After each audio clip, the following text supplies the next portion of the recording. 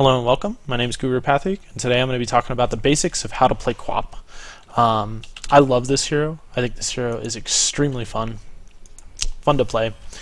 Blinking around, one-shotting heroes, frustrating the crap out of your opponents. Really entertaining for me.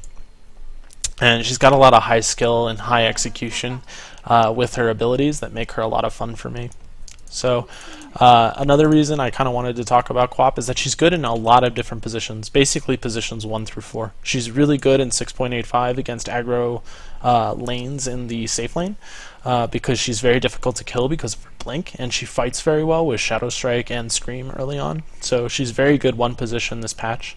She's also a good mid laner. Mostly because she uses runes well, she pushes the wave well, she controls mid, and then she can turn that into ganks for her side lanes and sort of snowball the game from the mid position. She's also really good in an aggro dual lane, or even usually aggro dual lanes in the off lane with some sort of melee supporty kind of hero, like a Tuskar or a Wraith King even, Spirit Breaker. There's a wide variety of dual lane partners for her. And then she's also good in a 4 position, mostly on the back of Shadow Strike, and she's kind of a greedy 4 that has a lot of team fight potential. So very interesting and fun hero that you can pick in a variety of games and do very well. The other thing I like about her is that when you're going against 2 heroes, or when you're looking to gank a hero, like an anti-mage for example, in the mid game, if you're a Treant and a Witch Doctor and you're looking at that hero, and looking at the anti-mage, there's pretty much no way you guys can kill him. Maybe you can kill him sort of with Treant's ult and a Witch Doctor ward, so there's some potential, but with Queen of Pain, usually Queen of Pain plus any other hero can kill any other hero in the mid game, and I really like that because when you're playing solo queue, it's very difficult to coordinate 5 heroes to do some sort of like Naga Siren Sleep into a Vacuum Ravage combo. But it's much more easy to say, hey, Slardar, why don't you go stun that guy? I'll blink in, do the deeps, we'll kill him, and then we'll run away kind of thing. So she's very solo ranked friendly in that sense. And then the other reason I wanted to talk about her is that Queen of Pain is my MMR warrior. And what I mean by that is that I pick her a lot, and I pick her in a wide variety of games, and I win a lot on her. In my last 15 games solo ranked, I am 12-3 on this hero, so I feel like I'm very good at Queen of Pain and I know how to play this hero. But what's interesting about the hero is that in my first 15 games that I played this hero, I was 3-12 because she's very hard to play. And I hope that with this guide, I alleviate some of those learning pains when it comes to playing Queen of Pain. So, opening thing I want to talk about with Queen of Pain is base stats. Because base stats are super important to understanding how you build this hero and why you build this hero specific ways, and how you play it in a lot of ways. Queen has a really good base damage at start. 53 is very, very nice as a starting base damage stat. And this is kind of what allows her to last hit extremely well in the mid lane and sort of dominate the lane through last hitting, as well as in the safe lane even. Her armor's okay at 1.5. Not the best, definitely something you want to shore up with your kind of opening item builds, but her HP and her opening mana pool are kind of low. She has good starting intelligence, but it's not great. She has good intelligence gain, so when she levels up, she gains a lot of intelligence and damage, but starting out, it's kind of low, as well as her HP pool. So most of your starting item builds are going to be centered around giving her HP and to compensate for these weak opening stats, as well as giving her regen because she likes to fight early. So opening item builds typically with Queen of Pain, you're going to want to go like there's the very standard mid build where you go null tally and you go 2 GG branches. You get pooled 2 tangos, you take the bounty rune, you buy a salve with it, and you send it out on the courier. Now, most of the time, you're going to want to buy the GG branches and send the salve out, because you usually don't need the salve immediately. And having the 2 GG branches for the opening 2 to 3 creeps that the courier is like walking out to you during is really important. So that's part of the reason you don't send out the 2 GG branches after getting the bounty rune. The other item builds that are popular in mid is there's a bottle rush build, which is just 2 GG branches basically. And this build can be okay. Like if you're against a hard counter matchup in the mid lane and you really need your bottle early, so against like a Skywrath for example, these 2 GG branches and maybe even a salve is a very quick way to get your bottle. You can also go a little bit kind of in the middle between super greed with the null tally and super defensive, I would say, with the 2 GG branches, and get a circlet, which builds into a wand. And with this build, usually you're going to need the salve before you're able to farm the bottle. So those are 3 very typical opening item builds for mid lane QoP. Then in the off lane, things kind of change. In the off lane, I like to build very regen heavy because you're going to be fighting quite a bit. I'm going to give myself gold for all these items. So this is the opening item build that I really like in the off lane. I'm a big fan of mangoes. So pretty much every hero I'm going to be like, buy 8 mangoes. It'll be great. It's like, I can only carry 6. Whatever, buy 8 mangoes. It's great. Trust me. But you're building a lot of regen because you're planning to fight. And then you're building stats to compensate for that low HP pool and give yourself a little bit of armor. So it makes you a very good fighting hero when you have stats and regen. And then for the safe lane, what I usually like doing is I usually like getting a Ring of Protection early, because not only does the Ring of Protection help me, so this would be like a starting item build for the safe lane, and I'd get a lot of regen, but not only does the Ring of Protection help me with 3 armor, which helps me to fight and trade right clicks better, but it also builds into a Basilius, which is good for my supports in that it helps regen their mana, and it allows me to control the wave equilibrium using the toggleable effect of Basilius. The other thing that's kind of cool about it is that because Orchid's a very common build, you can end up disassembling it and use the Sage's Mask for later to build your Orchid. So it's just kind of an opening item build that's very flexible with QoP's build. Next thing I'm going to talk about is, let's see, so let's buy some core items here. So let's buy this. Let's disassemble this guy. Finish up my Orchid. I need one more Sage's Mask. I'm going to talk about Queen of Pain. So one of the things that's kind of neat about Blink heroes in general is there are specific choke points on the map that you can take advantage of. When you're leveling up this hero, at level 1 you really have to decide, and most games are going to start with these rune fights. And so what I like to do is I have a key that's bound to leveling up my hero, and I just press it and I leave it open. This allows me to like click and move my hero, I can attack, I can do whatever I want during that time. And as long as I don't press either the buttons that are bound to my spells, I'm not going to actually level any of them up. And then when I want one of those spells, I just click the spell and I level, and then I press it again to use it, kind of thing. The reason why, so choosing between Blink and Shadow Strike is hard. When you choose Shadow Strike, you don't have a Blink, so you're just a 470 HP hero with 1 armor that they will probably go on. So there's that to consider. The other reason that I like skilling Blink is that there are these things on the map called choke points, which I just mentioned, and you can actually get free first bloods that way. Where did Rubik go? Create hero, Rubik. So, for example, if Rubik were to walk up and contest this rune, and I was sly enough to deny it before he got there, and then he tries to make his escape this way, you can actually blink and block him from running through. And there are a couple of choke points like this on the map, and you want to take advantage of them at certain points throughout the game. And so that's why holding your blink. This, for example, is a choke point that you can use. This, for example, is a choke point you can use. This is a choke point, this is a choke point, and as you learn and play Dota more, you'll learn more where those choke points are. Now, when I'm leveling Queen of Pain, the skill build that I like to think about is that choosing between level 1 and 2 is sort of based on what you think you'll need more. Most of the time it's Shadow Strike, but a lot of the times it ends up being Blink. Then, what you're going to do, so we'll say level up 10, puts us at level 11.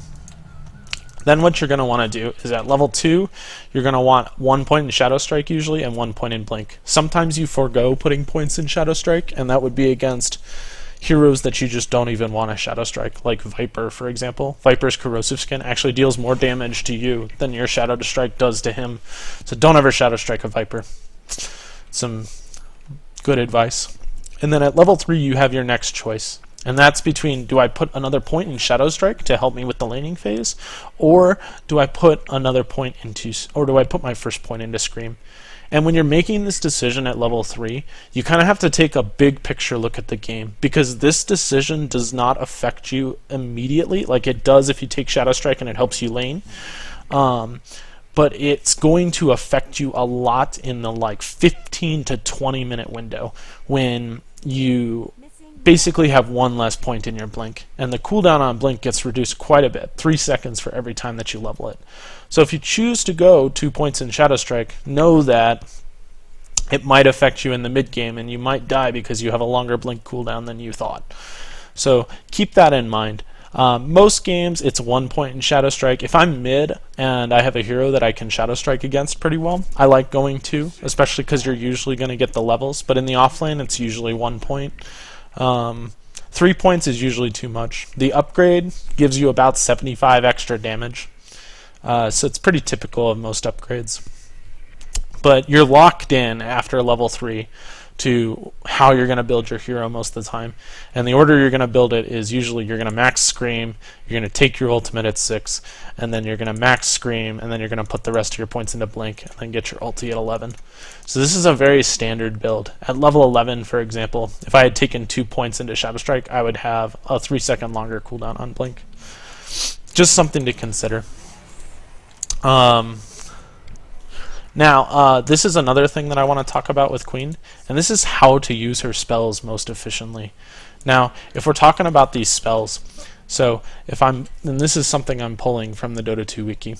So, Shadow Strike, for example, is a spell that has a 0.45 second front swing.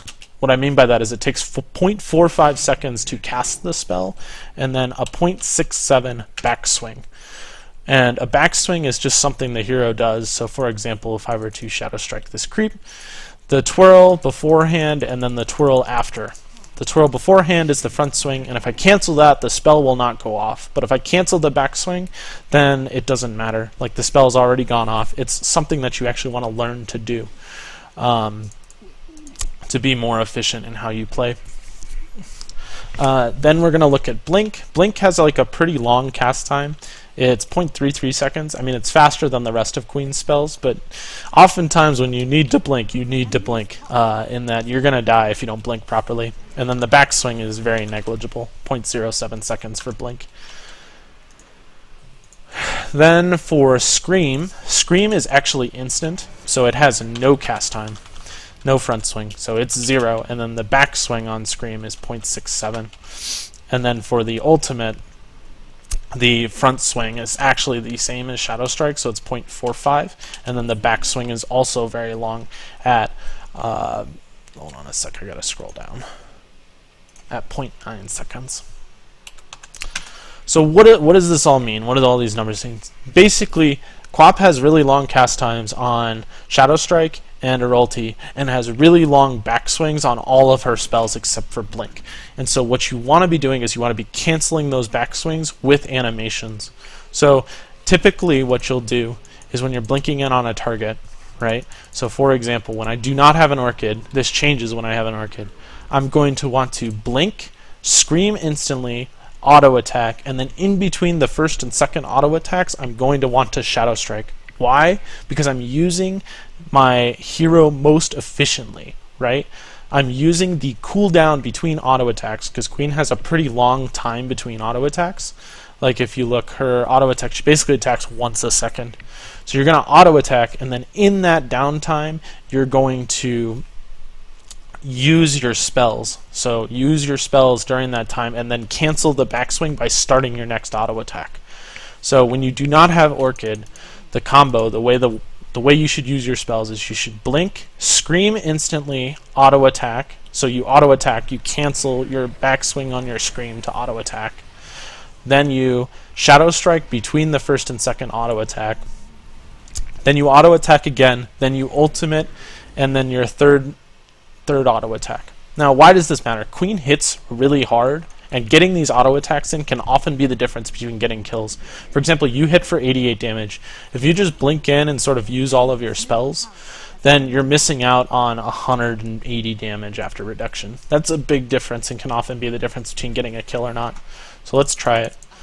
The other way you can do it without Orchid, and you might even want to do it this way, because with Orchid, then you basically do it the same way, is you just blink in, auto attack, Shadow Strike, and then cancel the backswing of your Shadow Strike with your Scream of Pain, and then auto attack a second time, then ulti, auto attack a third time. So we're going to try it the first way I described. So blink, scream instantly. So blink, scream instantly, auto attack, and that's the combo. And that's using your damage most efficiently. So now we're going to refresh, and we're going to do this again with Orchid. Now what changes with Orchid is the fact that you want to Orchid first most of the time. And what that means is it's a lot of buttons to press. You can still do it in that same order, but it's a little bit more difficult in that your Orchid is something that you want to do instantly. And so most of the time I end up delaying my Scream to be between the first and second auto attacks. So the order with Orchid is blink, Orchid, auto attack. That's the beginning. Then in between the first and second auto attack, it is Shadow Strike, cancel the backswing with Scream, cancel the backswing with the second auto attack.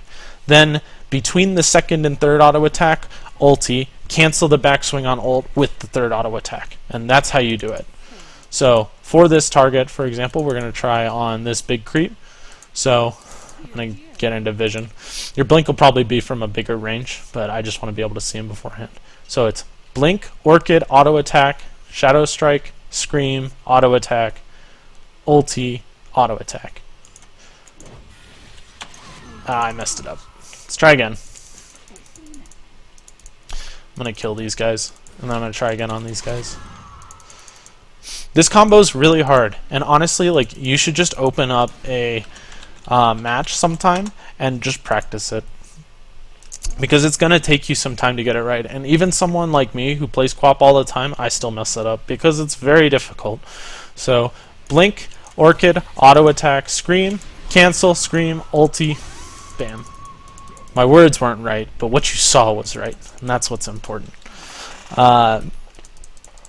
And I think that's it for what I want to talk about, just the basics of how to play this hero. Now what I'm going to do is I'm going to open up a new game, and this is still going to be against bots. It's going to be against unfair bots. And the goal of this next sort of section of the video is I'm going to be talking about how to think like a QoP, right? How does this hero play? How do you use your skills? How do you win your lane and yet impact the map in a very meaningful way? And so what we're going to start out with, and I'm going to be going mid this game, so I'm going to build sort of like a mid QoP, and we'll see who end up getting mid. But we'll build the very standard mid hero build. I think I'm going to get a Viper mid, which means I'm not going to want to Shadow Strike him. But I'm going to this game because I want to demonstrate how to Shadow Strike a mid hero.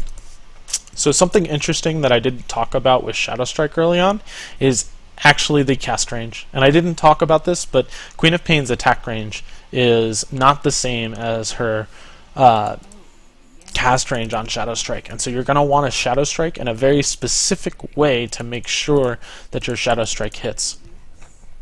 So if you look at Queen of Pain, her attack range is 550, and then Shadow Strike cast range at level 1 is 450. And what I see a lot of Queen of Pains doing, which is a big mistake, is a lot of times what they'll do is they'll know that they're supposed to Shadow Strike the guy in lane. And what they'll do is instead of waiting and picking the right moment to get a Shadow Strike, they'll just run at the hero. And what do? The other hero just runs away. And then when you turn back, a good hero will actually hit you in the back and maybe use spells. So you'll lose a lot of HP in the laning phase rather than sort of dominating that early laning phase. And that's something I want to steer you clear of, is that kind of like this basic mistake. Now, this is a very basic principle, but the best time to harass an enemy hero is when they are going for last hits. because they are going to commit their hero to doing something for a little while. And what this starts with is getting a good block. So block your wave extremely well, as best as you can. The goal is for the creep wave to be right here, essentially. That's what you're hoping for. And I did get a Viper. And the reason you want the creep wave here is that when you play Queen of Pain, you're kind of like a Viper, except that your auto attacks pull creep aggro. And if you have your creep wave here, you can actually stand on your hill and attack the enemy hero without pulling creep aggro, because you're out of vision of the creeps. And so that's a big deal. When your creep wave is in the right positioning, you can play like a Viper. When it's in a bad positioning, you're playing like a hero that's just going to not do as nearly as much dominance in the lane. But in general, in the laning phase, for a minute 30, what you're going to want to play as is you're going to want to play Queen of Pain, sort of like a support and a carry. And so what I mean by that is you're going to sit back and you're going to maintain a stable equilibrium in the mid lane. See how I'm like denying this creep to pull it back, because I want to pull the wave closer to me. I'm going to take blink too. And so what I'm going to do is, you see how this last hit is here? I'm going to bait it, in that I'm not going to deny this creep, and I'm going to wait for him to go for the last hit, and then I'm going to get a Shadow Strike because he was trying to go for that last hit. That's how you get Shadow Strikes off on good players. You anticipate their movements rather than just like jumping wildly at them. Now, the most efficient way to get a Shadow Strike off, and this is something you'll work on, but for example, he might go for the last hit here. I walk in position, I walk into range for it, attack, Shadow Strike, attack. And that is the most efficient way. A good hero, most of the time, will turn and fight you, sort of like this Viper did, instead of going for the last hit. And that's the correct play by him, especially as a Viper. Viper is a really good fighting hero. And what you're trying to do is you're trying to maintain this equilibrium right here until about minute 145. And what you do is, with this wave, you instantly just start pushing it down. The fastest way to push the wave is you push it like this. You kill the range creep, because the range creep does the most amount of damage. And your goal is to essentially get the rune. Probably could have killed him there.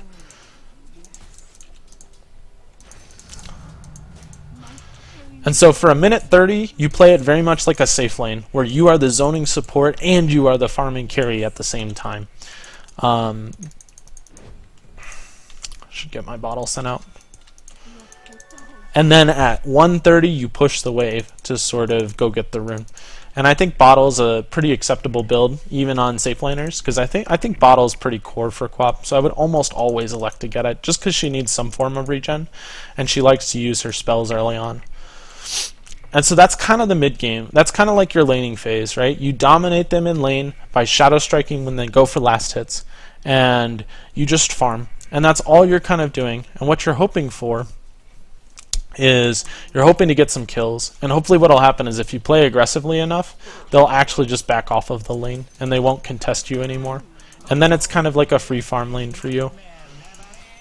And so like here, I'm balancing out the creeps. I want to kill this range creep so that we have an even number of creeps, and then I'm going to maintain equilibrium.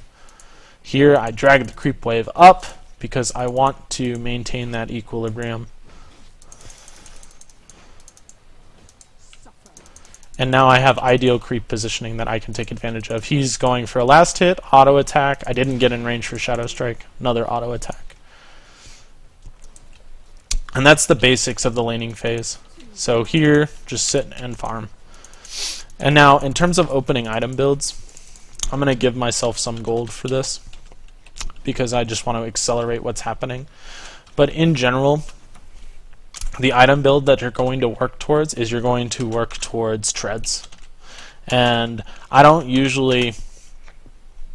like, treads are basically the item that you want. There are different kinds of boots, obviously. Travels, arcane boots, phase boots, but treads are pretty much the standard build on Quap, and the reason for that is it gives her a little bit of HP, which she can also use when she has strength treads. She can bottle abuse by switching to agility, and the intelligence is really nice for that extra damage, as well as extra mana. Because one thing you'll notice about Quap is the cost of her spells can be inhibitory to playing the hero well sometimes. Because if you look at it, Shadow Strike's 110, Blink is 60, so that puts you at 170. Scream at level 4 is 140. The mana cost changes as you level them, except this one, which is always 110. So this changes as you level it. So 170 plus 140 puts you at 310, and then the ultimate at level 1 is 250, at level 3 is 350, at level 2 is 360, at level 3 is 500.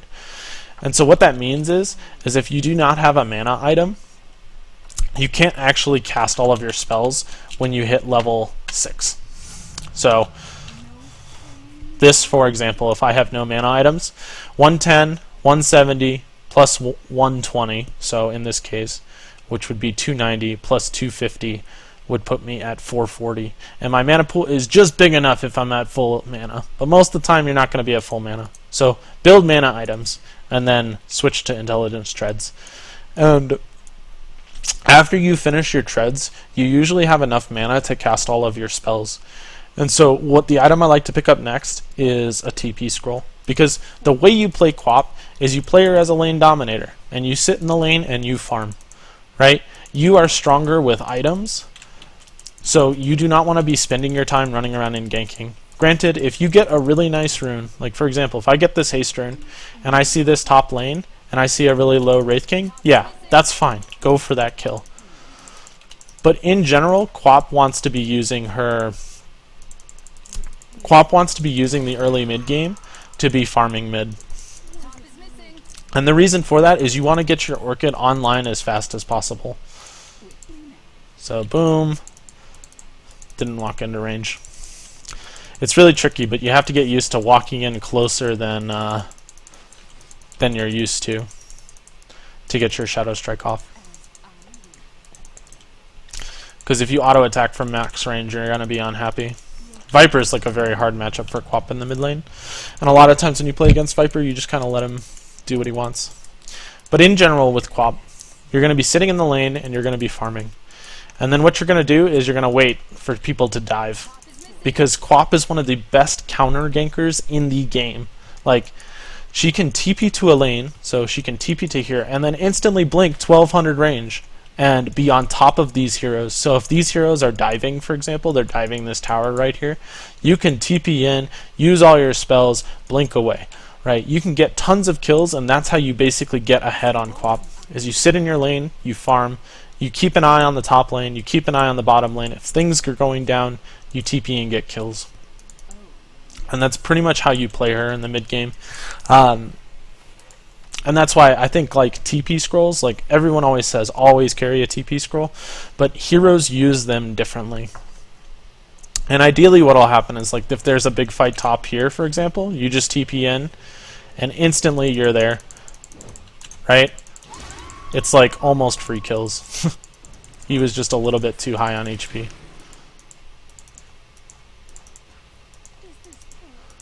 He should die.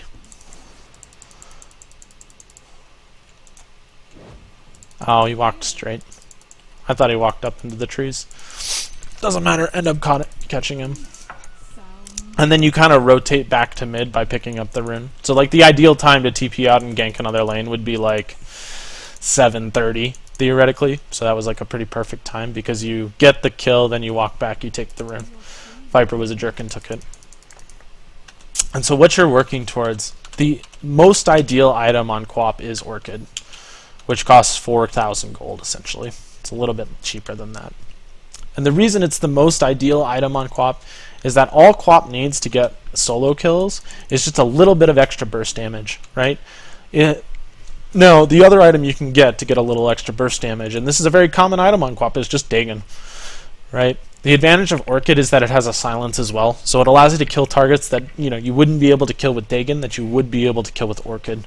So, for example, killing a Ember Spirit, who's a really popular carry right now, you can't do with Orchid, or you can do with Orchid, but you can't do with Dagon.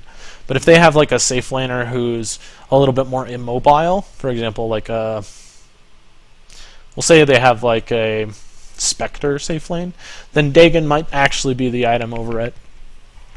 But the reason Orchid's better in a lot of ways is that it's a decent disable. It also gives you regen, so it helps you to farm faster, whereas Dagon does not. and then it also increases your mana pool pretty significantly without costing that much to cast relative to Dagon. Dagon's very expensive for how much mana it gives you. So it just gives Quap a lot of what she wants. And now what will happen is you're going to want TP scrolls, but once I finish this Orchid most of the time, I'm actually going to be changing the way I use TP scrolls. Now, I'm still going to want to counter gank because my hero is good at that. But what I really want to be doing is I really want to be picking off people who farm by themselves, right? The goal of the early mid-game Quap when you complete your Orchid, and I think completing an Orchid, like, ideally you want to complete it around 15 minutes. That's like a pretty ideal finish time. And if you're completing it after about 22 minutes, you don't want to be making it. You can get it as early as 9 minutes. You can get it as late as 20, I would say. 20 is probably the latest I would get it. But it all depends. You build Orchid with the idea of having targets in mind. And if you finish it at 12 minutes, all 5 of their heroes are targets. And if you finish it at 18 minutes, maybe only 2 or 3 are. But what you're going to want to be doing, and I often do this in my games, is you're going to want to be buying items that allow you to get kills, because that is why you bought the Orchid. And so oftentimes I'll buy Observer Wards at this point. I'll buy Dust, for example, if they have a hero, and then I'll carry a TP scroll. And then rather than TPing out to lane from base, I will actually walk out so that I am able to counter gank with my TP. And what I do is I just kind of look around the map and I look for heroes that are by themselves. This hero's by himself, right? I have an Orchid, so wait for my blink cooldown, and then I'm just going to blink on him and kill him.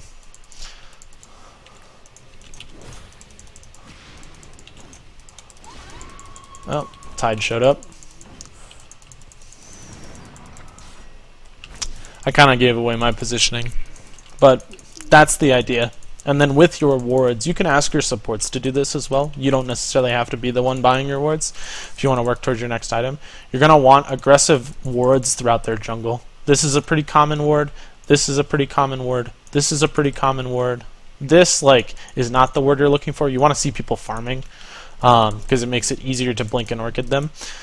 This is an okay ward for pushing down the tower, but the point is get aggressive wards down that spot out people who are AFK farming the jungle. The goal is when you finish your Orchid, they have to 5-man for the rest of the game. That's your goal, and that's why Orchid is the item of choice on Quap. Let's see. Then it's kind of like a decision of what to go next, because there's nothing really core after these items. And you kind of have to pick and choose based on the game. So, for example, this game, because they have a Tide Hunter, I would probably go BKB. Because if I blink into a fight, for example, and I do not have a BKB, I would probably die. Just because they would instantly Ravage and I'd get blown up by their stuns. So BKB in this game would probably be the next item choice. But we gotta talk, like, there are other common items that you want to build. Ags is okay. I'm not a huge fan of Ags, just because if you look at the upgrades, it increases the damage on your ultimate, but it's not like a hugely significant amount of damage. It's an okay amount of damage. The cooldown reduction is nice, don't get me wrong. But in general, like rushing in Ags, for example, like you use all your spells once and then you usually have to go back to base because all of your spells cost so much mana. And if we look at the comparison, so the damage upgrade at level 1 is pretty bad. It's an extra 35 damage. Damage upgrade at level 2 is okay. It's about 60 damage. And the damage upgrade at level 4, or at level 3, is again, it's okay. It's 85 damage. Like, you don't want to be buying this item most of the time. This item, the way I think about it is I'm ahead. I converted on 3 or 4 of my Orchid kills. I'm building an Ags to get more ahead and just get more tanky. Like, there's no particular item that stands out to me as like a must-have, like I need to team fight, I need BKB, or I want to go like right-clicker or those kinds of things. So I build the Ags. It's mostly like if I don't want to build BKB and I'm ahead, I build Ags. Other items you're looking at, you can look at Scotty. Scotty makes you tankier, makes you a little bit more right-clicky. I guess the biggest thing to think about when you're talking about item builds is Quap can build one of 3 ways. She can build the heavy disabler, which is Orchid and Hex, right? Allows you to disable 2 targets. And then with that build, you often go Refresher afterwards so that you have 2 Hexes and 2 Orchids and 2 ults. You can also go BKB with that build so that you're immune to magic for most of it. The other build is the heavy magic build, which is where you go Ags, and then you buy like a Refresher. So you have 2 ultimates, and you deal a lot of damage with your ultimate because you're using it twice, as well as 2 Orchids. And then the other build is kind of the right-clicker build, where you consider buying items like Assault Cuirass, for example, or Scotty, or MKB, or those kinds of things. And so you kind of have to choose what direction is best for you this game. Now, we have a hard carry PA this game, and because BKB is really good in this game, I think I might go for kind of an intermediary build, where I build BKB, so like this game. I would go BKB after Orchid, and then if I was getting really far ahead, then maybe I get the Aghanim Scepter. But I might just go something that makes me a bit tankier, or something that gives me a little more disable. So Shiva's, for example, is a good defensive item because Quap lacks armor. So we'd level her up. Let's level her up by like 5 or so, 6. So this is kind of the level you'll be around this stage of the game. And you can see that her armor stat is pretty low, and usually the one you kind of want to buff up in the late game. So Shiva's can be really good for that. Scotty's really good. Stacks really nicely with her Shadow Strike. In the late game, the last thing to talk about Shadow Strike is some people just leave Shadow Strike at 2 and get stats instead, and I think that's completely viable. I just think I like leveling it up personally to max because of the slow. It goes from 20%, 30%, 40%, 50%. So the slow at level 4 is a lot, and the cooldown at level 4 is 4 seconds, which is really good. So it allows you to sort of chain chase targets, but sometimes the stats are better. So that's like the very typical builds, I would say. And then there's some games where you're playing against counters. So things that counter Quap are entangles. That's the biggest one. Heroes like Meepo is one of the hardest counters to Quap, as well as Lone Druid, although Lone Druid's not very popular right now. But for example, this game, right? Blink in, BKB, ulti. Probably didn't have to BKB there. But Meepo is one of the hardest counters to Quap out there because he has multiple entangle effects, not just one. And so typically in a game versus Meepo, you're going to have to go BKB first. Just because if he goes on you and he nets you, you need some way to get out of his route, and BKB is the most reliable way. You can get out of it with an item like Yule's, but he'll probably just re-net you. So those kind of games suck for Queen of Pain. Yule's is okay against other entangles, so like Ember Spirit, for example, or Lone Druid, because they don't have a castable entangle. They're like random chance. So most of the time you are able to get away with just one sort of defensive, half defensive item. And what's nice about Yule's is that it helps you with your mana pool, which you kind of want a mana pool item in the mid game. Other counters are cores with lockdown, and the reason for that is that like a core like CK, for example, if you just blink on them, they're just going to stun and hit you. So against those kinds of heroes, Orchid's really good because they can't cast their spells, obviously. BKB is also good if they have a BKB, for instance, or just armor items in general, HP items. And then silences. And then the ideal item to go versus silences is if you're really far ahead, I would just go this build. I would just go Orchid. But if you fall a bit behind, then Yule's is always a good option for removing silences, dealing with heroes like Skywrath or heroes like Disruptor, for example. Yule's can be really good. Alright, one last thing I want to talk about with Quap in terms of how to use your spells is sometimes you're going to want to be ganking a lane. For example, I'm looking to gank this Juggernaut and Lion lane, where they have a disable. And what this means is you kind of want to use your spells in a specific way. So against this Lion, instead of blinking in and trying to ult, which is a really long cast time spell, you actually just want to cast the ultimate from the fog, and then blink in and scream afterward. And that's how you can get kills against heroes with disables that lock you down before you're able to get your spells out. If you get some nice coordination, like in this game I got a nice coordination from that stun with the Sven, you can easily get kills by using your spells properly in that stage of the game. Quap is very good at killing targets at 3/4 HP. That's kind of her strength. And so usually what you need is you need another hero, like Sven in this case, to set up your kill with a stun or some sort of damage, or you need to prep your kills by getting kills in the first, by doing a little damage with a Shadow Strike setup, for example, and then when a hero comes back at 3/4 HP, you can blink aggressively and get a kill. That's going to conclude my sort of guide to Quap and how to play Quap. And the video I'd recommend you check out next is me going through 3 replays where I talk about how to play Quap, and then there's another replay or another YouTube video where I actually play Quap mid versus a Viper in a pretty interesting game that's linked on my channel, and I'll shoot a link to that at the end of this video as well. So thanks for watching, and I hope this inspired you to play some Queen of Pain.